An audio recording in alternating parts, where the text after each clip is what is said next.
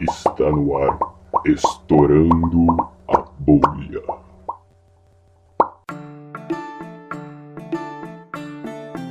Então, professor, agora que você falou pra gente da sua graduação, do seu mestrado, do seu doutorado, da sua pesquisa, queria retomar um pouquinho tudo isso que a gente viu até agora, só que no aspecto mais humano, mais sobre você mesmo como mulher naquela época, tanto da sua graduação. Vamos começar por aí. Como que foi entrar na física? Você, por acaso, era a única mulher da turma? Tinha mais gente que também era mulher e cercada por um monte de menino? E de radiação. Tinha muitas mulheres na minha turma. Obviamente que, em comparação ao número de homens, era um número menor. Mas eu acho que tinha uns 30% de mulheres. Mais ou menos comparável com o que a gente tem hoje em dia, 30, né? Sim. Eu Nossa, tinha bastante mulheres. Você está me surpreendendo, professora. Eu realmente esperava... Eu acho que é anterior isso. No tempo da Marta, da minha orientadora, que foi na época. Então eu acho que sim. Aí devia ser mais punk mesmo. Eu acho que aí tinha menos...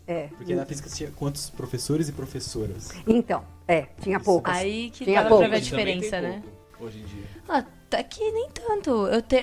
Tem umas... nas aulas de física do ciclo básico, tem bastante professora A gente mulher. teve duas em uma Minha aula. professora de lá é uma mulher. Semestre passado, Física 1 foi com mulher também. Nossa, No noturno eu não tem. tive essa Acho sorte. que tá muito mais equilibrado. Não cheguei a falar equilibrado, mas tem muito mais do que antigamente. Mas, por favor. Sim, então, se a gente olha o departamento de geofísica hoje, nosso departamento é dominado por homens. Só tem, acho que, 4 professoras. Só 4 ou 5. 4 de de 20. quantos? De 20? Nossa. De 20. Nós tem pouco. Outro dia, a professora Yara, ela foi entrevistada por um colombiano que está fazendo um doutorado e está analisando países emergentes. Acho que faculdades, né, e universidades, grandes universidades de países emergentes. Certo. Então, que ele classificou como top 100 e a USP entrou nisso. Então, ele está entrevistando várias pessoas aqui dentro da universidade e ele escolheu a Yara para entrevistar. E a Yara depois comentou comigo que ele achou o número de mulheres do nosso departamento muito pequeno. De fato é. Mas 20% é pouco. É pouco. Então, por exemplo, no nosso departamento é pouco. Sim, com certeza. É pouco. Então, eu sempre, o número de mulheres sempre foi abaixo. Mas essa coisa assim, da ordem de 30, na geologia também, é um número pequeno, era na época também, mas tinha, talvez não 30%, talvez uns 25%, 20% de meninas, na época que eu estava fazendo curso de geologia. Então, existe um desbalanço com relação a não é balanceada essa distribuição, não. E no caso da carreira, de fato, eu acho que para as mulheres é um pouco complicado. Eu, por exemplo, acabei optando por não ter filhos, porque eu não conseguia me imaginar conseguindo fazer as duas coisas ao mesmo tempo. Cuidar de um bebê, de filho, de criança. Supondo que só você teria que tomar conta, né? O que já começa a ser errado. Já é um pouco mais machista. Então, porque já é uma visão que era errada. Sim, Porque na meu marido iria me ia. ajudar. Claro. Sim, com certeza. A gente tem um relacionamento assim super bom, tal. Quando eu fui para fazer o meu pós-doutorado, né, que a gente acabou nem conversando aqui, eu fui sozinha e ele ficou. Era uma coisa importante para mim. Eu me afastei por um ano, que eu fiz lá no Instituto de Física do Globo de Paris, no meu pós-doutorado, e ele ficou aqui, porque ele tinha que trabalhar aqui, ele tinha as coisas dele aqui, a carreira dele aqui, e eu tinha a minha. Então, Seu marido também é cientista? Não, ele é engenheiro, mas ele tem uma cabeça boa, entendeu? Então, mas eu achei que eu não ia saber me dividir. A pesquisa te suga muito, será? Não sei, eu acho que muito tempo. É que eu não sei, acho que é uma questão minha, né? Não sei, acho que sim, dividir. Claro. Né? Porque tenho colegas no departamento que dividem muito bem, né? Mas eu mesma não achava que para mim não ia ser possível. E talvez, se eu tivesse resolvido ter um filho, talvez eu ia conseguir conciliar. Porque as pessoas, sabe, quando a água começa a subir, a gente aprende a nadar. Se a gente fica pensando muito, eu não vou, aí não sabe. Aí que não resolve, né? Não resolve. Então foi uma decisão que eu tive, porque sempre é assim. Agora eu tenho que fazer meu doutorado. Eu casei, eu tinha 25 anos. Mas eu estava fazendo o mestrado. Aí eu falei, não, tem que terminar o mestrado. Aí depois, eu tenho que fazer o doutorado. Aí fiz o doutorado. Aí eu tenho que fazer o pós-doutorado. Então, querendo ou não, você não parou até hoje. Não parei. De estudar. Não parei de estudar. Não parei. São muitos anos estudando. Eu falo isso em casa, às vezes, para minha mãe. Minha mãe fala, você vai vir aqui? Eu falo, mãe, preciso estudar. Aí ela fala para mim, estudar até hoje. Assim? Já não aprendeu? Chega, menina. Então, aqui, depois do pós-doutorado. Depois, quando eu voltei, aí me envolvi com N coisas e tal. Aí depois fui fazer a livre docência, que é uma outra tese que a gente tem que fazer, um concurso com provas. É um vestibular. É um martírio, na verdade. É um martírio, porque a gente tem que dar aula para uma banca que sabe o assunto. Não, né? Eles dizem que tem que ser uma aula em nível de graduação. Mas as pessoas que estão lá não são alunos de graduação. E a gente tem que dar essa aula, entendeu? São aquelas exigências, né, que a USP tem, né? E aí, então, tem que dar aula, prova escrita e defender uma tese. Aí eu falei, então eu tenho que fazer a livre docência. Bom, fiz a livre docência. Depois já comecei a ficar velho, né? Aí já a coisa não, ainda dá tempo, não. Aí depois eu fiz o concurso para titular. Nossa, quanta coisa. Acho que isso não acaba, né, acabou, na verdade. Agora acabou, não tenho mais concurso para fazer. Não. Agora cheguei no top. Chegou onde quis. E professora? Posso ser reitora, se quiser. Se me candidatar. Agora sim. Não é nem se quiser, né? Se votassem em mim. Eu votaria. Eu votaria. Professora, mas por mais que esses números sejam surpreendentemente parecidos com os de hoje em dia, da proporção de mulheres na graduação em ciências exatas em geral, o tratamento, como que era? Assim, vocês eram desprezadas? A postura, por acaso? Né? Alguma coisa do gênero? A gente não era. Nunca me senti assim. Desprezada, não. Sempre fui valorizada no trabalho, respeitada, mas eu acho que eu também tomava algumas atitudes, assim. Por exemplo, eu praticamente, se vou num evento ou alguma coisa, em geral, me visto quase como um homem, né? Então, isso é uma coisa... por exemplo, não uso saia. Eu acho que parte desse não usar saia, por exemplo, eu acho que é relacionado a isso. Né? Aquela coisa de se sentir igual. Mas acho que era uma coisa mais minha, né? Porque eu sentia que quando a gente ficava numa... Né?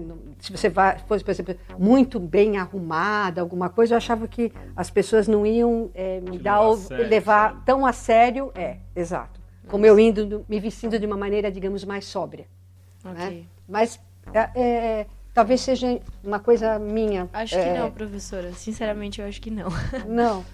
Talvez, realmente, você tenha feito isso porque é uma reação que as pessoas teriam tido e acho que isso deve existir até hoje. Mas eu vejo colegas que não se incomodam muito com isso, né? Assim, da aparência que elas estão, ou né, se vão para um evento e se arrumam muito para uma... Né? Então, eu não sei. Acho que talvez seja até um preconceito meu mesmo, sim, às vezes é pessoal. Quer dizer, eu vejo colegas, mulheres assim, e eu acho que elas não estão adequadamente vestidas. Pode ser que seja um problema meu, né? A gente tem que, às vezes, fazer uma autocrítica, né? Com certeza. Não falar que eu estava... Sem dúvida. Talvez, mas...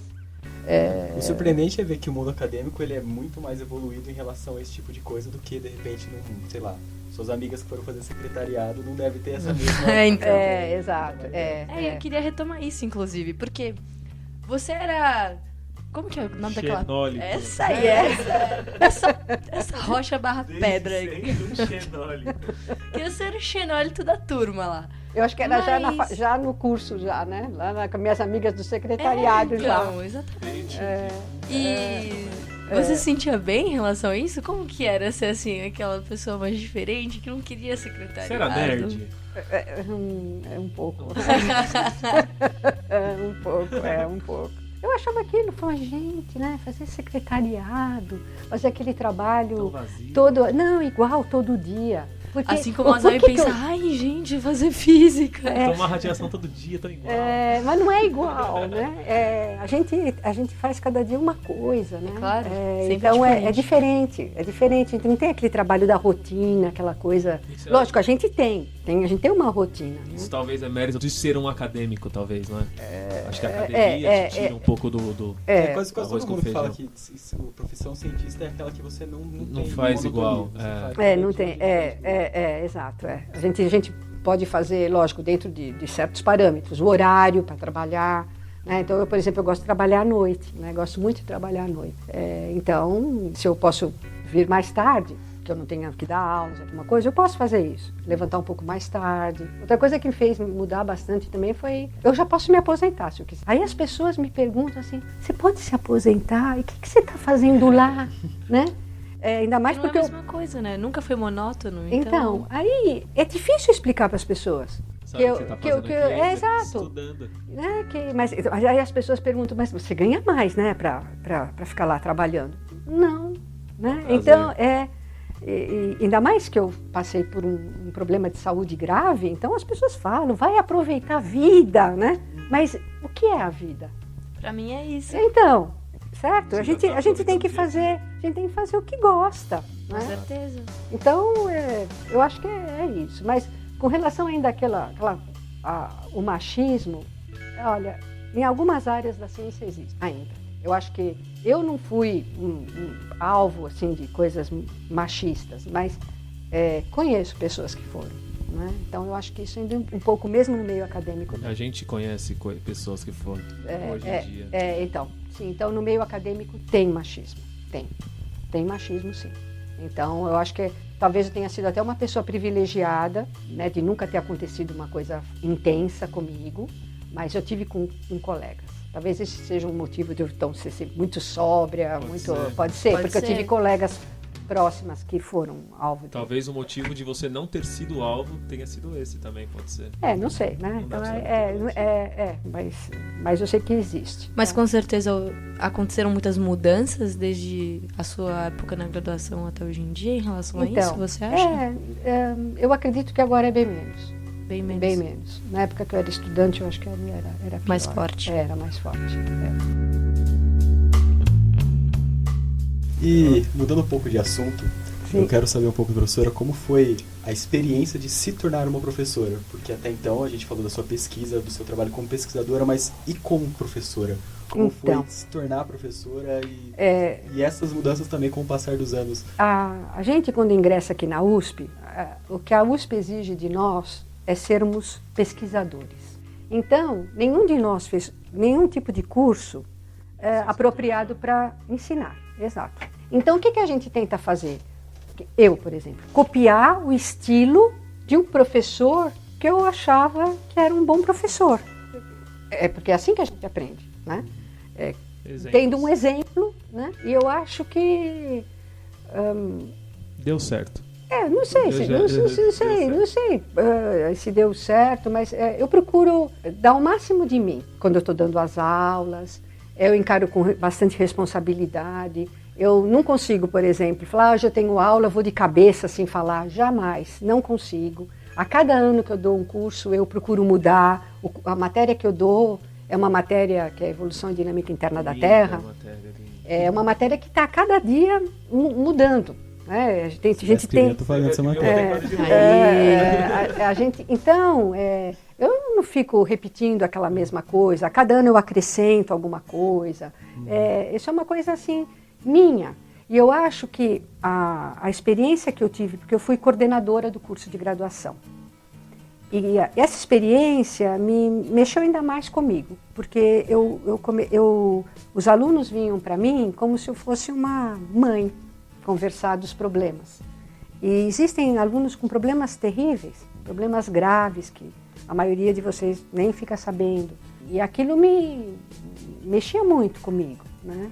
E eu acho que isso me humanizou mais. Eu, no começo, acho que era uma professora bem mais rígida do que eu sou hoje, né? Então, o jeito como como são ensinadas as coisas aqui, não tem muita aquela aproximação mais humana da matéria. É sempre muito, o conceito é esse, essa equação e vai... Mas você tá tendo aula na física.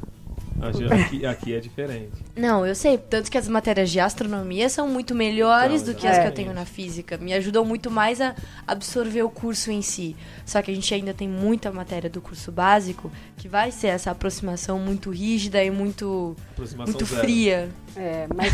Mas é porque a astronomia exige muito da física, né? Sim, tem a base também. toda na física. Nós também temos, mas a astronomia tem mais. A maneira deles é um pouco diferente, né? De ensinar, inclusive, porque eu acho que se eles quisessem, eu acho que essa aproximação poderia ser melhor. Com né? certeza. Mas acho que é mais isso acontece faz muito tempo. Sempre foi assim, sempre foi assim. E isso vai passando por gerações, né? Porque é aquilo, né? Quero ser, né? Eu para sobreviver nesse meio eu tenho que ser igual. Então, para sobreviver, então... O xenólito é mal visto, então. O xenólito tem que se adaptar. Exato, mas existe um problema. Mesmo que o pessoal daqui da astronomia quisesse dar as aulas de física, nós não podemos, porque isso é uma regra da USP. Porque a USP não era assim. A USP, antes da Revolução de 64, cada instituto tinha todos os seus professores. Tinha os seus professores da física, tinha os seus professores da matemática. Ele era completo em si, autossuficiente. E aí acontece que havia redutos que eram contra a ditadura. Então, o que aconteceu? Veio uma regra de cima para baixo que os institutos deveriam ser divididos. Então, foi quando se criou o Instituto de Física, o Instituto de Geociências, o Instituto de Química, porque foi o IME para separar os grupos que lutavam contra a ditadura. Então, é por isso que a USP é assim. Separar para conquistar, né? Dividir para conquistar. Exato. Então, a história da USP é essa. Ela não era como ela é hoje. Você acha melhor da forma que era? Eu não sei, porque eu não vivi naquele tempo. Mas você conhece alguém que relatou alguma coisa do gênero? Não assim que tivesse feito essa comparação para mim. Eu sei desse histórico, né? Não sei como funcionava, porque também a USP era muito menor do que a USP é hoje, né? Então eu não sei te dizer. Mas na época o impacto deve ter sido bem grande, porque eles colocaram os prédios longe, onde a química está, sim. É que o IAG não era aqui também, né? O IAG não era aqui. O IAG tem uma história um pouco diferente e tal, mas Mas a física veio então, sim. O objetivo foi esse. Foi separar. E na época que eu estudava, né, que eu entrei em 75, foi na época do auge, né, dos grupos que lutavam contra a ditadura. Então, na física, a gente tinha que tomar cuidado, porque a gente sabia quem era delator. Então, o pessoal, algumas pessoas, a gente falava, aquele não pode falar certas coisas, né? Era no meu tempo, assim, né, que Vladimir Herzog morreu, né? Mataram. Então era uma época muito violenta, tensa, de pessoas com medo. Punk. Bem punk. Vocês não usam o termo punk, né? A gente usa assim. A gente promete de dedinho, professora. Nada. Vocês usam outras coisas agora. A gente usa punk. Nossa, não, mas pensando, devia ser complicado, você tem que se olhar com quem está andando, falar o que você vai falar. Era uma outra realidade que a gente... E pessoas que, em geral, ficavam com muitas pessoas, por exemplo, biblioteca. A gente desconfiava que havia uma pessoa que trabalhava na biblioteca que era um informante. Então, você imagina a biblioteca, um lugar onde todo mundo fica. Que a gente sentava, conversava, nossa vida era biblioteca. Né? A biblioteca da física, não sei como é hoje, mas nossa, na biblioteca da física era às vezes difícil conseguir 1 minuto de silêncio. Nossa, hoje é silêncio mortal, assim.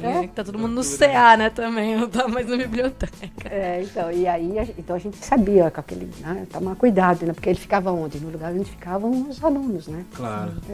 Então, nossa, que difícil que deve ter sido isso. Então é complicado. E a infelicidade é um resquício da gente não poder ter tanta aproximação com outros prédios. Isso. Então, e de fato o objetivo, de certa forma, foi atingido, né? Sim, separou. E acho que isso se reflete um pouco até na maneira como a gente aprende as coisas, porque pensa, por exemplo, se a gente estivesse perto de um prédio como a FEFELESH. Pode ser bem clichê o que eu vou falar agora, mas talvez a aproximação como a própria física é ensinada seria muito mais suave, assim, aquela coisa Mais humana. É, porque você imagina professores da física conversando com professores da FEFELESH na hora do almoço. Ia dar uma briga desgraçada. Seria sensacional. Exato. Sobre a época, na época, imagina? Professores da FEFELESH conversando com professores da física na época da ditadura. Nossa. Mas tem os professores da física que são bem envolvidos nessa parte dos sindicatos. Tem sim. Tem um grupo bom lá.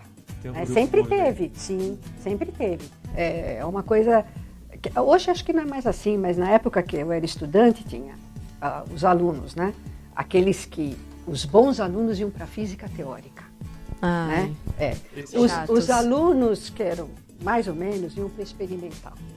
E os alunos ruins vão para o IAG.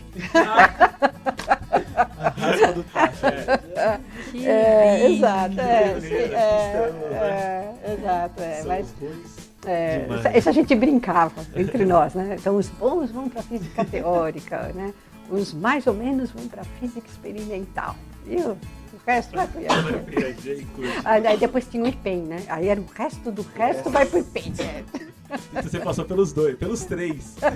Você começou bem, diminuiu e foi. Fui indo, exato. Nossa, na época que eu estava no IPEM, eu estava no lixo.